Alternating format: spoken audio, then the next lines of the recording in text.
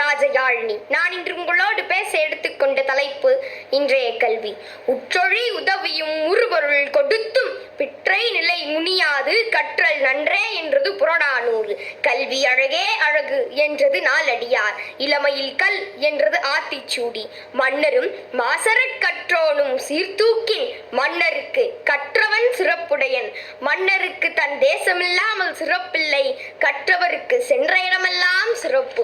இப்படிப்பட்ட கல்வி இன்றும் சிறப்பாகத்தான் இருக்கிறது. படித்தாண்டா பதுமைகளை கடல் தாண்டி படிக்க வைத்தது இன்றைய கல்வி. உணவிற்காக பள்ளிக்கூடம் வந்தவர்களை உலகத் தலைவர்களாக மாற்றியது இன்றைய கல்வி. கரும்பலகையில் எழுதியவர்களை கணினித்திரையில் காட்டியது இன்றைய கல்வி. வறுமையின் அடையாளங்களாக இருந்தவர்களை பெருமையின் அடையாளங்களாக மாற்றியது இன்றைய கல்வி. சாதியின் அடிமைகளாக பார்க்கப்பட்டவர்களை சாதனையின் அடையாளங்களாக மாற்றியது இன்றைய கல்வி.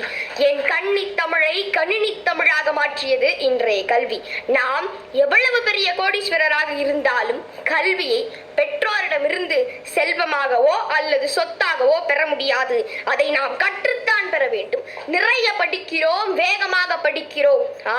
நாம் சற்று மேம்பட்ட கல்வியை தான் படிக்கிறோம். இந்த உலகத்திலேயே 55% இளைஞர்களை கொண்ட ஒற்றை நாடு நம் இந்தியா. அதனால்தான் இந்தியா கல்வித்துறைக்கு 1,12,000 கோடி ஒதுக்கி இருக்கிறார்கள். தனிமனித வளர்ச்சி பற்றி மட்டுமல்ல, கடந்த 10 ஆண்டுகளாக இன்றைய கல்வி முறைதான் பல துறைகளில் இந்தியாவை உயர்த்தி இருக்கிறது. அமெரிக்கா ஒரே ராக்கெட்டில் 27 செயற்கைக்கோளை அனுப்பியது. ரஷ்யா ஒரே ராக்கெட்டில் 37 செயற்கைக்கோளை அனுப்பியது. இந்தியா ஒரே ராக்கெட்டில் 114 செயற்கைக்கோளை அனுப்பி உலக சாதனை படைத்தது என்றால் அதற்கு காரணம் இன்றைய கல்வி முறைதான். நண்பர்களே, கொரோனா காலத்தில் மனிதர்கள் தனித்தீவாய் மாறிப்போனோம். இணையதள கல்விதான் நம்மை இணைய வைத்தது. இணையதள கல்வி மட்டும் இல்லாமல் இருந்திருந்தால் கொரோனா காலம் கல்வி வரலாற்றின் இருண்ட காலமாக மாறி போயிருக்கும். கல்வியில் நாளை கரும்பலகை தேவைப்படாது. சாக்பீஸ் தயாரிக்கும் நிறுவனம் நின்றுவிடும். புத்தக சுமை குறையும். எழுதுகோல் தேவைப்படாது.